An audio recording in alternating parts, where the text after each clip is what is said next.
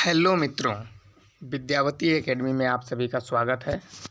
और जैसा कि अभी UP triple SC agriculture TA की वैकेंसी रिलीज होने वाली है, अभी रिलीज नहीं हुई है और उसी के लिए हम सेशन लेकर के आ रहे हैं। और एक आज बहुत शॉर्ट सेशन है, बहुत छोटा सा सेशन है। आप लोग वीडियो को प्यार दीजिएगा, दुलार दीजिएगा। उम्मीद करते हैं कि आप लोगों को समझ में आएगा। और आज का जो टॉपिक है वो एग्रीकल्चर फेनोमेना से रिलेटेड है। मतलब कि एग्रीकल्चर की कुछ ऐसी घटनाएं जो आयोग सीधे पूछ लेता है, टर्मिनोलॉजी से आयोग सीधे क्वेश्चंस पूछ लेता है। क्योंकि मैंने बहुत एनालिसिस किया है, फिर उसके बाद आप लोगों को ये बातें बता रहा हूँ। तो चलिए हम अपने पीपीटी की ओर लेकर चलते हैं और देखते हैं कि क्या वो टर्मिनोलॉजी है जिसे आयोग डायरेक्टली क्वेश्चन पूछता है। हाँ, यहाँ पर ये है आइसोबार।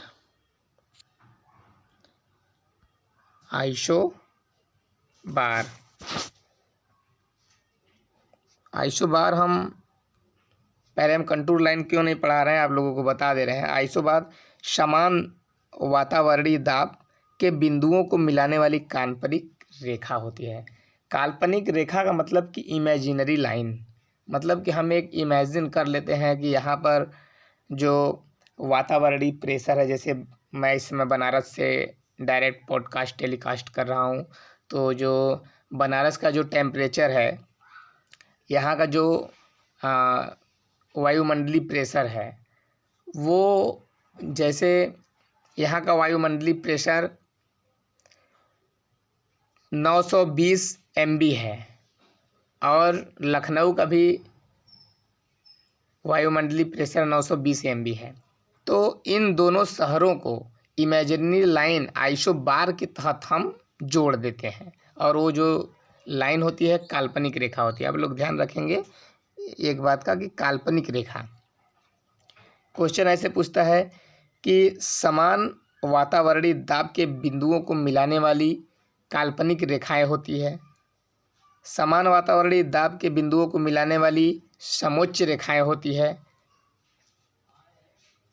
आइसोबार क्या है? क्वेश्चन ये है कि आइसोबार क्या है। तो इस तरह का क्वेश्चन आपसे पूछता है और आप उसमें उलझ जाते हैं। अब देखते हैं हम कंटूर लाइन या समोच्च रेखा।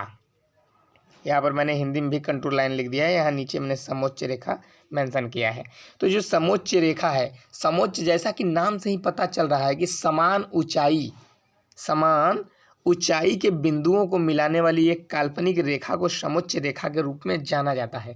जैसे आप लोग सुने होंगे कि ये भी इमेजिनरी लाइन है। जैसे आप लोग सुने होंगे कि पहाड़ी ढालों पर चाय की खेती होती है, तो पहाड़ी ढालों को काट करके सीढ़ी नुमा बनाया जाता है ताकि उसमें पानी अच्छे से टिके और उसके ड्रेनेज सिस्टम अच्छा से काम करे। इसलिए सीढ़ी नुमा खेती की जाती है। पहाड़ी ढालों पर खेती जो की जाती है वो कंटूर फार्मिंग उसे कहते हैं। तो उसी से रिलेटेड है कंटूर लाइन।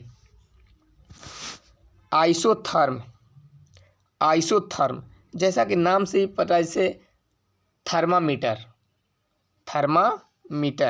अब जैसे यहाँ थर्म लिखा है, आइसोथर्म, नाम से ही पता चल रहा है कि यह टेम्परेचर, तापमान से रिलेटेड है। तो समान तापमान के बिंदुओं को मिलाने वाली काल्पनिक रेखा जो होती है उसे हम आइसोथर्म कहते हैं। तो आइए हम आपको अब नक्शे के माध्यम से दिखाते हैं, चित्र के माध्यम से समझाते हैं, क्योंकि ऑडियो के साथ साथ जब तक विजुअल नहीं होता है तब तक चीज़ें क्लियर नहीं होती हैं। तो यहाँ पर देखिए, what are contour line, contour रेखा क्या है। जैसा कि मैंने अभी बताया कि अलग अलग स्थानों पर, अलग अलग जगहों पर, मतलब भूतल पर समान ऊंचाई वाले। अब जैसे ये पहाड़ है, आप लोग यहाँ पर देख पा रहे होंगे, और इसकी जो ये इमेजिनरी लाइन है, ये सब समान ऊंचाई पर है। कहीं कहीं देख रहे हो टेढ़े मेढ़े खींचे गए, और टेढ़े हमको दिख रहे हैं, लेकिन जो उसकी हाइट है वो समान है। तो इस तरह का जो फिगर, इसे आप याद रखेंगे तो कंटूर लाइन इस तरह से बनती है। आइसोबार, जैसा कि अभी हमने बताया कि बनारस का जो वायुमंडलीय प्रेशर है वो 920 MB है, और जो लखनऊ का वायुमंडलीय प्रेशर है वो भी 920 MB। अब मान लो कि यहाँ पर जो है, अब उत्तर प्रदेश के नक्शे में हम इसे भर करके देखते हैं, या फिर भारत के नक्शे में ही हम इसे भर करके देखते हैं। जब भारत के नक्शे में हम इसे भर करके देखेंगे, ऐसे, ये भारत का नक्शा हमने ड्रा कर दिया है।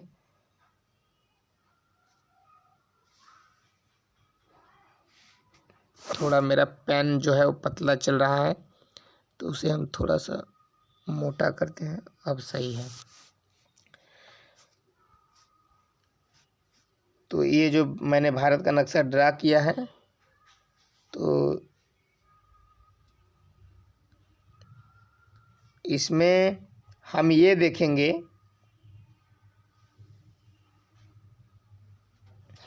ये है, यहाँ पर हम देख रहे हैं कि जो एक गुजरात सूरत का कच्छ का रण वाला भाग है, यहाँ पर जो वायुमंडलीय प्रेशर है वो 996 MB है। और इधर हम देख रहे हैं बिहार और झारखंड में जो वायुमंडलीय प्रेशर है वो भी 920 MB है। अब यहाँ महाराष्ट्र में भी देख रहे हैं 996 MB। तीनों जगह का वायुमंडलीय प्रेशर समान है। तो ये जो इमेजिनरी लाइन है इसे हम आइसोबार कहते हैं। क्या कहते हैं? आइसोबार कहते हैं। इस इमेजिनरी लाइन को हम आइसोबार कहते हैं।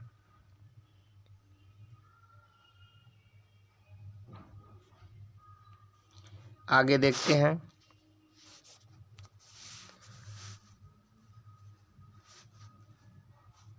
अब जो मैंने तीसरा टॉपिक को बताया कि आइसोथर्म, जैसा कि नाम से ही पता है थर्मामीटर। क्या है? नाम से ही पता है थर्मामीटर।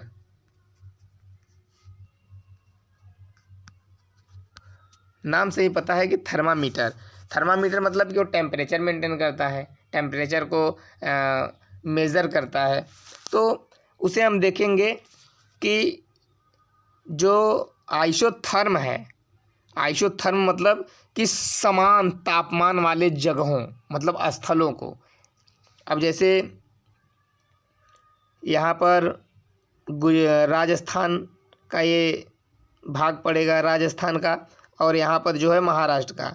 दोनों जगह जो टेम्परेचर है, दोनों जगह टेम्परेचर मान लो कि ऊपर जो है वो 21 डिग्री सेंटीग्रेड है और नीचे भी 21 डिग्री सेंटीग्रेड है। जब दोनों टेम्परेचर इक्वल हो जा रहा है जिस जगह पे, तो उस जगह को मिलाने वाली इमेजिनरी लाइन, जैसे यहाँ पर एक लाइन ऐसे से बन जाएगी, ऐसे लाइन बन जाएगी, तो जो इमेजिनरी लाइन है उसे हम आइसोथर्म कहते हैं। क्या कहते हैं? आइसोथर्म कहते हैं। आगे है आइसोहाइट। आइसोहाइट समान वर्षा की मात्रा के बिंदुओं को मिलाने वाली रेखा। अब जैसे कि कहीं कहीं हमारे यहाँ बिहार जो है वहाँ पर 1150 mm वर्षा मेजर किया गया, और जो उत्तराखंड है वहाँ पर 1160 mm वर्षा मेजर किया गया। तो जिस जगह पे वर्षा समान होती है उस जगह को मिलाने वाली इमेजिनरी लाइन को हम आइसोहाइट कहते हैं। और आइसोबाथ, अब बाथ से भी यहाँ पर पता चल रहा है कि बाथ मतलब धोना होता है, और हम धोएंगे किससे? जल से। तो समान मात्रा में उपस्थित जल के बिंदुओं को मिलाने वाली रेखा।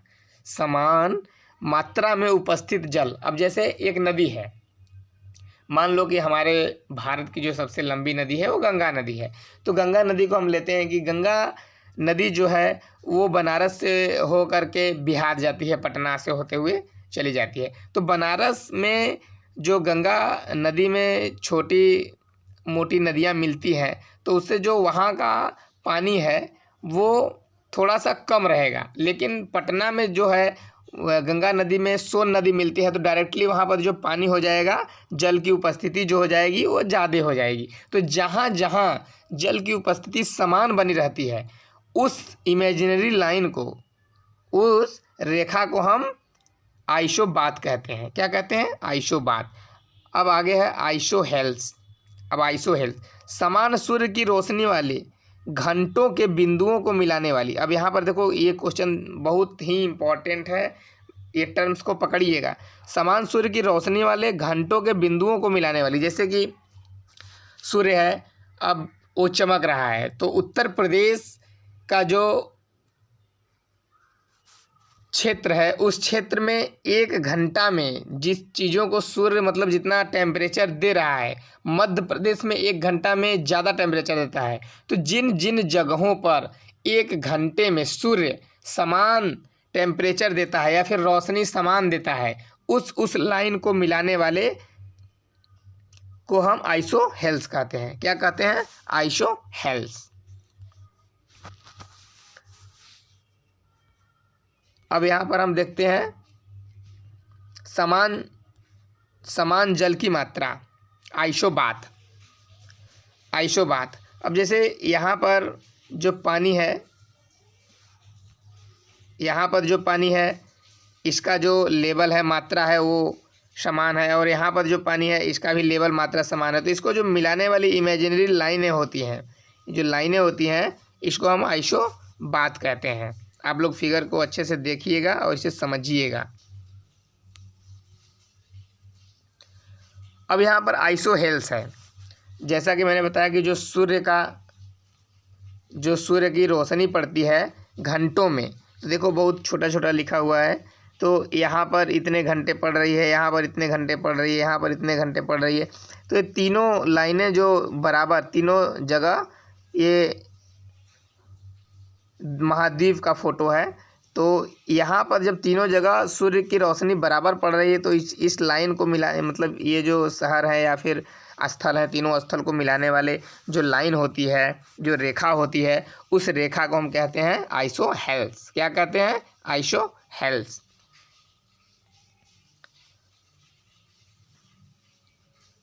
आगे देखते हैं आइसोटेक। क्या है? आइसोटेक। आइसोटेक समान हवा की गति के बिंदुओं को मिलाने वाली रेखा। जो समान हवा, मतलब हवाएं चलती हैं तो कहीं पर हवा का जो गति होता है, वेग होता है, वो कहीं पर ज़्यादा होता है तो कहीं पर कम होता है। अब शहरों में जैसे हवाएं चलती है तो वहाँ पर उसका वेग कम देखने को मिलता है क्योंकि ऊंची ऊंची बिल्डिंगें होती हैं। और जब देहात में, फील्ड में, फसलों के बीच जो किसान रहते हैं उनके यहाँ जब हवाएं चलती है तो हवाएं थोड़ी तेज़ चलती है क्योंकि वहाँ पर सब फील्ड होता है, क्रॉप फील्ड होता है।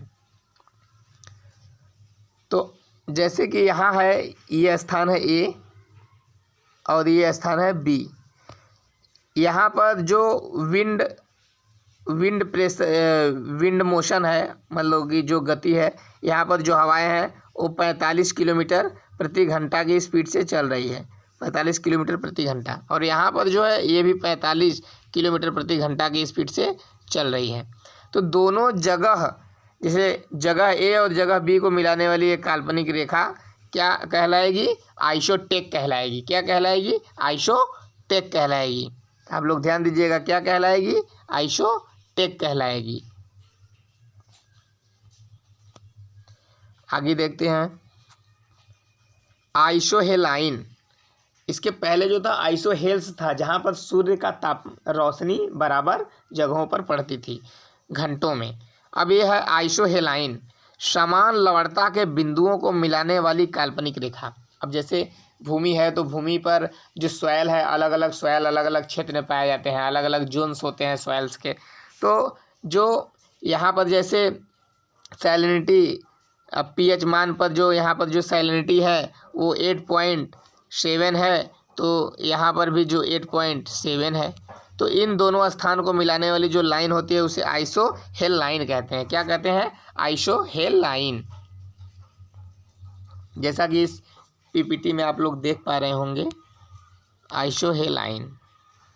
तो ये जो ग्रीन वाला इमेजिनरी लाइन खींचा गया है, तो इस लाइन पर जो सैलिनिटी है, जहाँ जहाँ ये लाइन खींचा गया, जो सैलिनिटी है वो इक्वल है। और ये जो ब्लू वाली लाइन आप लोग देख रहे हैं, ये भी जो खींचा गया है, इस लाइन पर भी जो सैलिनिटी है बराबर है। तो ये दर्शाता है कि कहाँ पर कितनी सैलिनिटी है, कहीं पर सैलिनिटी ज़्यादा है, कहीं पर कम है। तो जिस स्थान पर एक समान सैलिनिटी है उसे हम आइसोहे लाइन कहते हैं, उस लाइन को हम आइसोहे लाइन कहते हैं। तो धन्यवाद दोस्तों, मेरा वीडियो समाप्त हो गया। यदि आप लोगों को वीडियो पसंद आया होगा तो आप लोग लाइक, शेयर और सब्सक्राइब कर दीजिएगा। इससे ज़्यादा हम कुछ नहीं कहेंगे। और मन लगाकर पढ़िए, अब की बार एग्रीकल्चर टीए को पार करना है और पार करके नौकरी ले लेनी है। धन्यवाद दोस्तों, मिलते हैं अगले वीडियो में। तब तक के लिए आप लोगों को टेक केयर, बाय बाय।